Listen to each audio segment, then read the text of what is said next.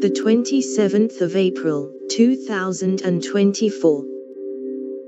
Federal officials find no live bird flu virus in initial milk tests.